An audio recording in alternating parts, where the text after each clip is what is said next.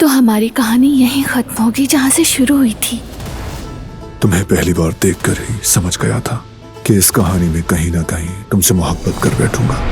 मैं इसी लम्हे का इंतजार कर रही थी। तुमसे छीनी गई ये खुशी वापस लाने के लिए बहुत गुस्सा है। रोम में आप जहाँ जाना चाहें जा सकते हैं, रिजर्वेशन मुकम्मल है। शुक्रिया जिहान। अब वो सोच रहा है कि 3 माह का वक्फा देकर अपनी खुशियों भरी जिंदगी को वहीं से जारी रखेगा। आखिरकार हमने निकाह की तारीख ले ही ली। जुमे के दिन तुम्हारी फ्लाइट है। अगर कोई गलती की तो वो मर जाएगा। जैसे तुमने मेरी बेटी को तोड़ा वैसे ही तुम भी टूटोगे काराबे। मैं अपने हाथों से उसकी खुशियों भरी जिंदगी को तबाह कर दूंगी। हमें उस औरत को बिल्कुल नजरअंदाज नहीं करना चाहिए। हर चीज का सबूत चाहता हूँ, फिर जो करना हुआ वो मैं करूँगा।